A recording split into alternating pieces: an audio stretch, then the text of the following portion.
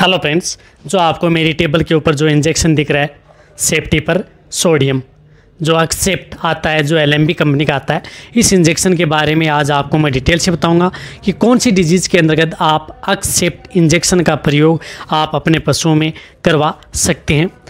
कौन से पशुओं को यदि आप अपने पशुओं में देंगे तो कितना फ़ायदा होगा, किस तरह की बीमारी के अंतर्गत आप इस इंजेक्शन का प्रयोग आप अपने पशुओं में करवा सकते हैं और कौन से एनिमल्स के अंदर, यानी इस इंजेक्शन के बारे में सही सटीक जानकारी, प्रेगनेंसी सेफ है या नहीं, पूरी डिटेल से आपको बताया जाएगा। दूध देने वाले पशु को देना सही है या नहीं। तो वीडियो को आप स्किप के मत देखना, वीडियो को पूरी देखना। वीडियो पूरी देख लेंगे आज आपको पूरा प्रॉपर नॉलेज मिल जाएगा इस सेफ्टी पर सोडियम के बारे में। देखो, ये एक्सेप्ट इंजेक्शन आता है, ये एलएमबी कंपनी का है। इसी तरह से इसी साल्ट का एक इंजेक्शन आता है, जिस प्रकार से ये एक्सनल आता है, इसके अंदर भी साल्ट ही आता है। ये जोइटिस का आता है, जो काम भी दोनों का यही है। जो इंजेक्शन एक्सनल काम करता है वही इंजेक्शन आपके लिए एक्सेप्ट काम करता है।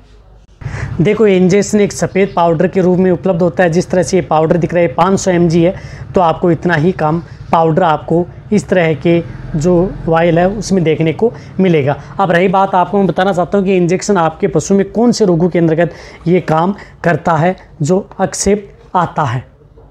देखो, ये इंजेक्शन यदि आपके पशुओं में सांस लेने में दिक्कत आ रही है, रेस्पिरेटरी ट्रैक्ट इन्फेक्शन यदि आपके पशु में हो गया है, तो आप इस इंजेक्शन का प्रयोग आप अपने पशुओं में करवा सकते हैं। वहाँ पर आपको बहुत ही अच्छा रिजल्ट देखने को मिलता है इस इंजेक्शन का।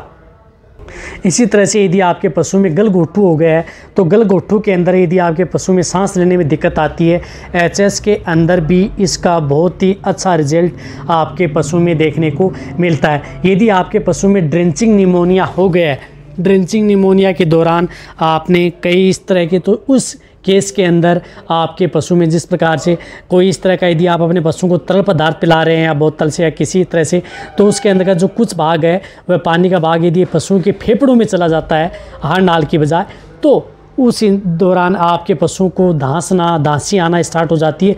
तो उसके अंदर इस साल्ट के इंजेक्शन का प्रयोग किया जाता है। वहाँ पर आपको बहुत ही अच्छा रिजल्ट देखने को इस इंजेक्शन का मिलता है।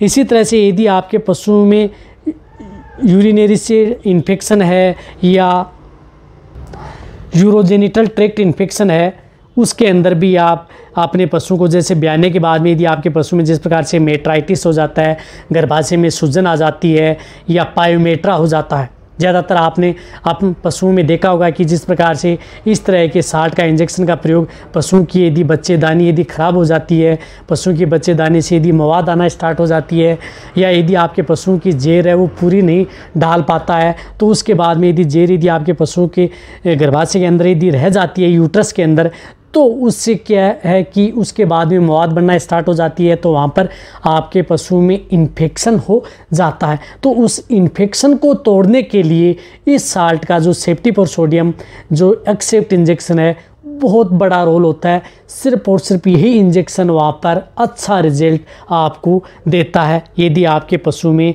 वेजाइना से संबंधित किसी भी तरह की यदि आपके पशु में दिक्कत हो गई है, इसी तरह से यदि आपको अपने पशु की जो वेजाइनल ड्रेसिंग करवाते हैं, सफाई करवाते हैं, जिसके अंतर्गत यदि आप कई दवा छुड़वाते हैं, तो उन दवाओं के साथ यदि आप इस इंजेक्शन का प्रयोग उन पशुओं में यदि आप करवाएंगे, तो आपके पशु में किसी भी तरह का जो इंटरनल यदि इन्फेक्शन है वह है क्या है कि आपके पशु का दूर हो जाएगा।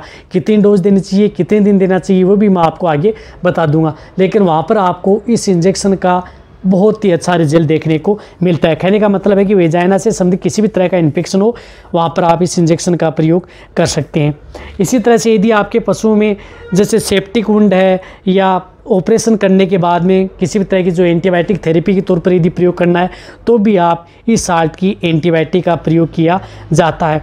इसी तरह से यदि आपके पशु में किसी भी तरह का जो सेकेंडरी बैक्टीरियल इन्फेक्शन यदि आपके पशु में हो जाता है, या यदि आपके पशु में किसी तरह की वायरल इन्फेक्शन हो जाता है, तो भी इस इंजेक्शन का प्रयोग किया जाता है। जिस तरह से यदि आपके पशुओं के खुर गल रहे हैं या फुट रोग हो गया है, एफएमडी के अंदर भी इस इंजेक्शन का बहुत बड़ा रोल था, जिसके पशुओं में खुरों के अंतर्गत बहुत घाव हो गए थे या खुरों का जो रोग हो गया था, तो वहाँ पर भी इस इंजेक्शन का प्रयोग किया जाता है।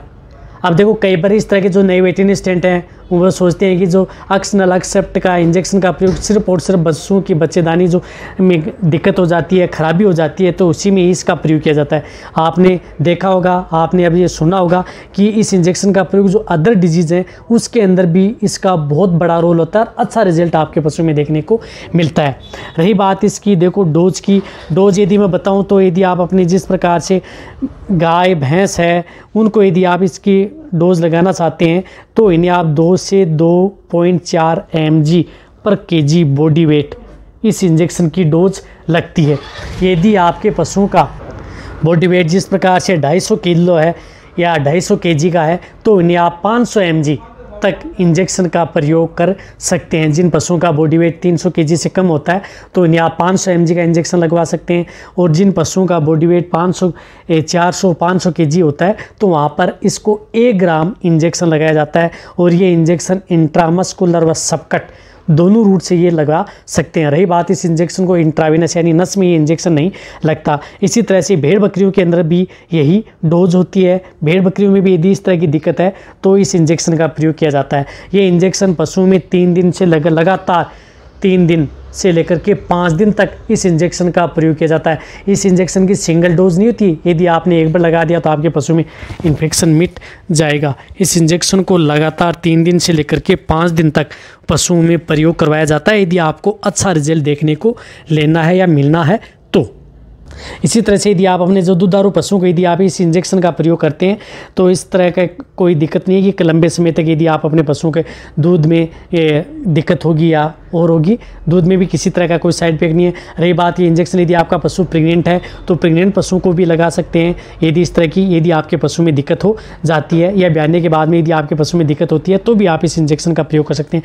रही बात इस इंजेक्शन को लगाते समय आप नई सिरिंज व नई निडल का ही प्रयोग आपको करना है, जो इस तरह की जो इसके अंदर निडल और सिरिंज आती है। एक और बताना चाहता हूँ कि इस पाउडर को सिर्फ और सिर्फ आपको ये जो डिस्टिल वाटर इनके साथ मिला हुआ होता है, दिया हुआ होता है, वही आप इसमें जो पाउडर है इसमें घोलना है। अन्यथा आप जो CPM है, एविल है, उसके अंदर आपको इस पाउडर को नहीं घोलना है, अन्यथा आपका ये इंजेक्शन है ये ख़राब हो सकता है। इस बात को ध्यान रखना, है एक तरह की वार्निंग है। यदि आप CPM से यदि घोलेंगे तो इसके अंतर्गत पाउडर में क्या है कि क्रिस्टल से बन जाएंगे और ये इंजेक्शन ख़राब भी हो सकता है। इसलिए आप इस इंजेक्शन को किसी भी तरह के इंजेक्शन के साथ आप न घोलें। सिर्फ और सिर्फ इसके साथ जो डिस्टिल वाटर आता है 500 mg के साथ आप 10 ml का प्रयोग कर सकते हैं। 1 ग्राम के साथ इसके अंदर आता है 20 ml। जिस तरह से एक्सनल के अंतर्गत 1 ग्राम आता है तो उसके साथ जो 20 ml आता है इस डिस्टिल वाटर को ही घोलना है, अन्यथा आपको अदर इस पाउडर के अंदर कोई भी किसी तरह के इंजेक्शन को नहीं घोलना है। ये बात आपको ज़रूर ध्यान रखनी है। रही बात ये जो इंजेक्शन एक्सेप्ट है ये आपको 250 mg में भी उपलब्ध होता है, 500 mg में भी उपलब्ध होता है और 1 ग्राम के अंदर भी उपलब्ध होता है। देखो अब इस इंजेक्शन के बारे में यदि आपको मेरी वीडियो अच्छी लगी है तो नीचे जाके आप कमेंट में लिखिए। मेरी वीडियो को जितना हो सकता है वेटरनरी स्टूडेंट है उनके साथ आज वीडियो को जितना हो सकता है शेयर करें, और मेरी वीडियो को आप लाइक करें। आपके लाइक से मेरे को मोटिवेशन मिलता है। और हमने नए चैनल है उनको भी यदि आपने अभी तक सब्सक्राइब नहीं किया तो वहाँ पर जाकर के आप उनको सब्सक्राइब कर लें। इसी तरह से आप मेरी वीडियो देखते रहें, इसी तरह से आप मेरे को प्यार देते रहें। थैंक्स, धन्यवाद।